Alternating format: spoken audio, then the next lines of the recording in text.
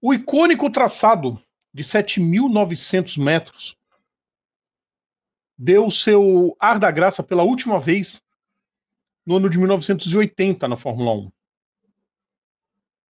Foi uma corrida marcante.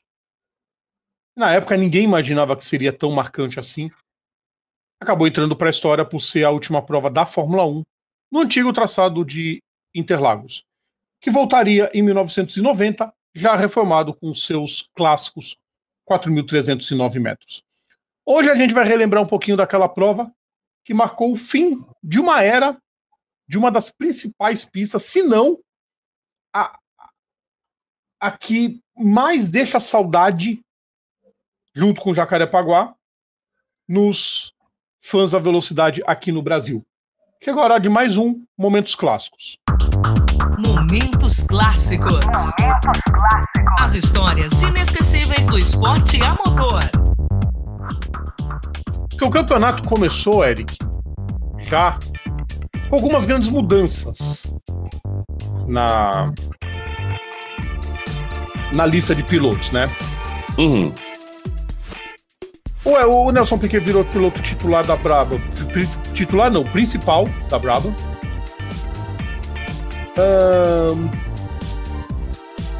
Algumas mudanças que tivemos aqui. Arturo Mesário e Hector Rebaque foram para... tentaram correr com os próprios chassis, mas não deu certo. O Rebaque, inclusive, no meio da temporada foi substituir o Zunino na Brabham. Tivemos aqui Alcela, que estreou na categoria com o Ed Cheever.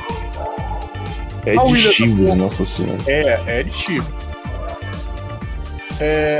Tivemos a contratação de Carlos Reutemann para Williams. O Clay Regazzoni foi para Ensign correr. E aí começaria a briga do Reutemann com o Alan Jones, né? Que perdura até hoje. Mesmo com o Reutemann já falecido, o Alan Jones tem ódio dele. A ATS assinou com o Ian Lammers, que tinha sido uma vergonha na Shadow. O companheiro de equipe de 79, que era o Hélio De Angelis, foi para Lotus no lugar do Reutemann. E aí começou uma bela carreira na Lotus. O Jack Hicks se retirou da categoria em 79, depois de um fiasco na Ligier. Seu lugar na equipe foi ocupado pelo Didier Pironi. Alan Prost, campeão europeu de Fórmula 3, fez a sua estreia na Fórmula 1, correndo na McLaren, substituindo Patrick Tambay, que foi correr na Canam com a Lola Haas. E acabou como campeão da Canam. O Patrick também voltaria depois. O Prost, que depois foi correr na Renault e depois voltou para a McLaren. Uhum. O Patrick Depailler entrou na Alfa Romeo, depois do acidente que ele sofreu, perdeu muito tempo de Tyrrell e de Ligier, acabou indo para a Alfa Romeo. Seria o último ano dele, infelizmente, porque acabou falecendo em Hockenheim. E a novidade da Fittipaldi, que pegou os restos mortais da Rolf. A Rolf que tinha contratado o Keke Rosberg e acabou ficando sem nada. O Keke Rosberg foi correr na Fittipaldi, na equipe do brasileiro que foi bicampeão do mundo. Aí tivemos a classificação, Eric. Você quer passar pra gente como ficou a classificação, Bruno? Lembrando que foram 24 carros os que largaram, tá? Não eram 26. Primeira fila com Jean-Pierre Jabouille e Didier Pironi, da Renault e Ligier, respectivamente. Segunda fila, Villeneuve e Reutemann. Terceira fila, Lafitte e Arnoux. Quarta fila, Hélio De Angelis e George Scheckter. O Nelson Piquet largando na nona posição, na quinta fila, ele com Alan Jones. O Emerson Fittipaldi na 19ª posição. E aí nós tivemos o Ian Lammers, os dois carros da Shadow, o David Kennedy e o Stephen Johansson, e o Ed Cheever, que não se classificaram para aquela corrida. O tempo da pole, 2:21:40. Quer dizer, 40 centésimos. Ainda não entrou, ainda não tinha entrado... Não havia a implantação da terceira casa decimal. Quer Exatamente. dizer, 2:21:40. Esse foi o tempo da volta do Jean-Pierre, do Jabouille, e o Pironi ficando 2 décimos atrás. Sim. Ali já tinha um problema naquela pista de Interlagos, né? Interlagos, ela já estava começando a ser um circuito sem segurança. Por quê? Por causa dos carros asa. Velocidade muito grande, suspensão cada vez mais dura, as curvas rápidas. O George Scheckter, que não fez nada na vida antes e depois, tô brincando, antes você fez alguma coisa, depois é que ele não fez nada na vida, depois do título. Tentou liderar o motim pra ninguém correr em Interlagos, só que não foi pra frente, lógico.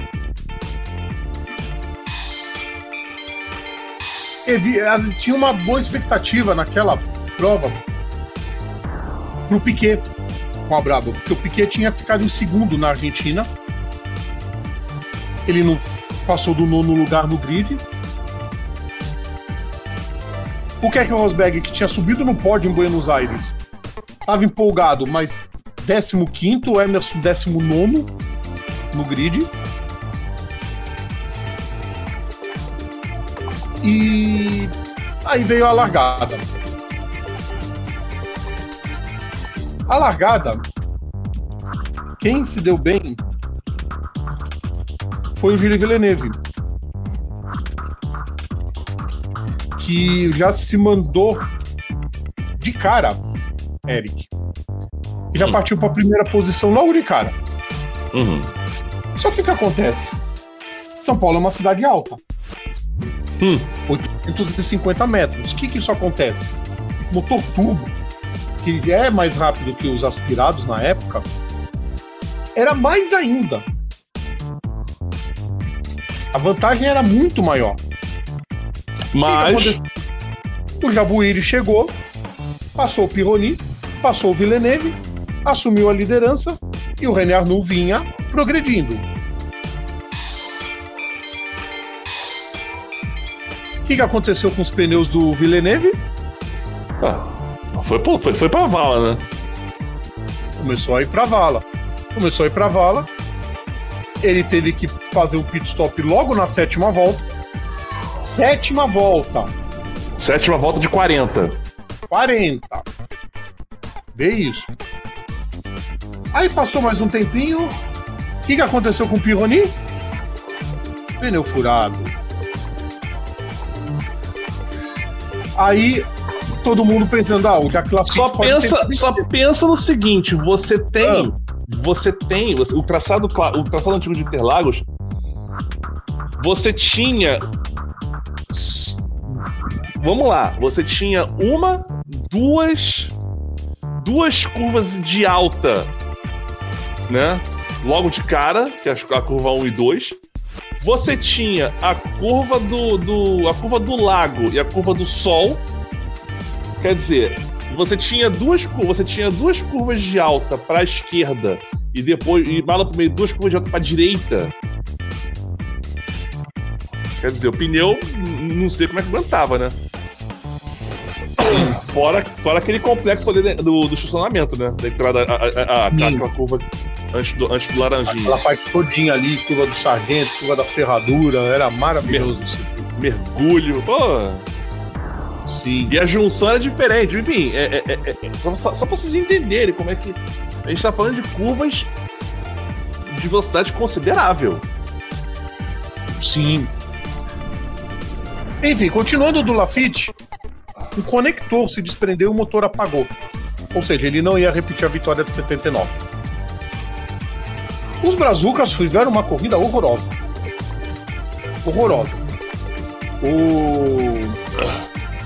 O Nelson abandonou na volta 14 com a suspensão quebrada. E o Emerson conseguiu terceiro, voltou, não, em sexto com a suspensão. O Emerson abandonou na volta 14. O Emerson fechou em 15º, 2 voltas atrás. Pois é. Ainda reclamou do Rosberg. Por causa de uma manobra perigosa lá que o Rosberg fez. O Emerson ia aprender naquele ano que o Rosberg não estava pra brincadeira na Fórmula 1. Talvez isso tenha influenciado também na aposentadoria. Os novatos, Eric, 2 novatos estavam fazendo uma corrida brilhante. Quer dizer, fizeram uma corrida brilhante. Hélio De Angelis estava bonitinho correndo em terceiro. O Prost estava em sexto. Bonitinho também. Andando lá, quietinho, como um monte de figurino, bem estilo Prost. Quem vinha subindo com tudo era o Pironi. A prova já tinha passado da metade. Ele passou o Prost e já estava em sexto. Impressionante. Ué. Ele na 21ª volta, ele tinha caído para 21º, em quinto, por causa daquele pneu furado. Passou o Prost na metade da prova e foi sexto. E tá sossegado, né? Sim. A Renault vai dominar. Motor turbo, né? Renault vai brilhar. Aí, seu Eric Von Draxler, o que aconteceu?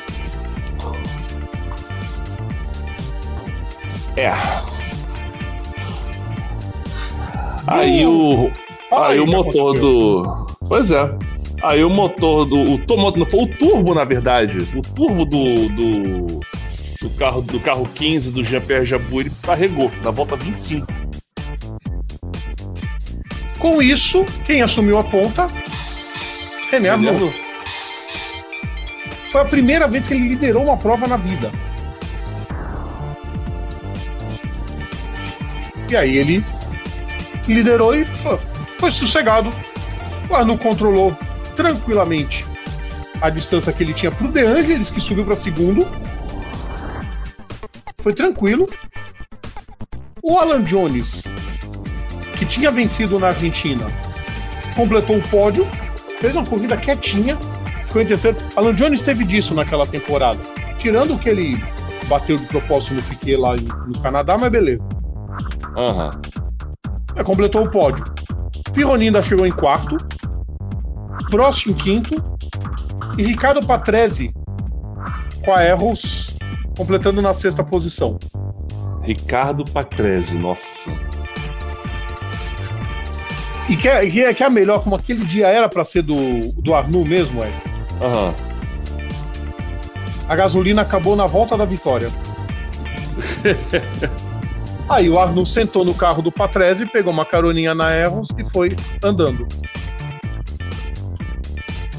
Ele deu uma declaração no fim da prova, né? Quando ele viu que poderia ganhar a corrida, ficou com medo. É uma experiência estranha, o carro estava bom, o motor rendendo bom. Com as ondulações do circuito de Interlagos é difícil, precisou ter a atenção redobrada, por isso que ele ficou cansado. Ele ficou esbaforido no pódio, mas festejou, é claro. O que ninguém sabia é que aquela corrida seria a última em Interlagos. O que acontece? No traçado clássico, né? No traçado clássico. A ideia era de renovar o circuito. Além dos problemas de segurança, não tinha... O pessoal fazia umas mudanças que não ajudavam em nada. O circuito era muito ondulado, que aliás foi um bagulho que o Interlagos sofreu muito tempo com a ondulação do circuito. Existia um certo preconceito de quem comandava a Fórmula 1 naquela época. Por quê? São Paulo, em 10 anos, cresceu de 5 para 8 milhões de pessoas. Cresceu de forma completamente desordenada. Já era uma cidade desordenada, mas ficou mais ainda. O que começou a aparecer? Periferia. Começaram a aparecer muitos bairros periféricos, principalmente ao redor do circuito. Tem muito, principalmente aquela comunidade da Vila Autódromo, que fica ali do lado do circuito, literalmente. E a Fórmula 1 já estava se tornando um esporte glamouroso, na época, que era mesmo, não tinha como negar. E não só pilotos, mas as famílias dos pilotos e quem vinha de fora achava ruim daquele visual pobretão. Ah, vai cagar. É sério. Por isso que a alternância com Jacarepaguá não foi cumprida. O Rio pegou a etapa de vez, ficou até 89, quando teve aqueles problemas todos com o Marcelo Alencar, o péssimo atendimento do Philippe Streiff. Tinha outra teoria sobre isso também, porque... E as reformas em Interlagos que deixaram o circuito mais seguro. Tinha outra teoria sobre essa questão dessa mudança da sede do GPC no Rio. O que acontece? Pensa comigo. Isso eu já ouvi essa teoria, tá? Pode fazer sentido, não sei. A corrida começou. O Grande Prêmio do Brasil começou em 72. Começou a ser disputado em 72, oficialmente em 73. Em Interlagos.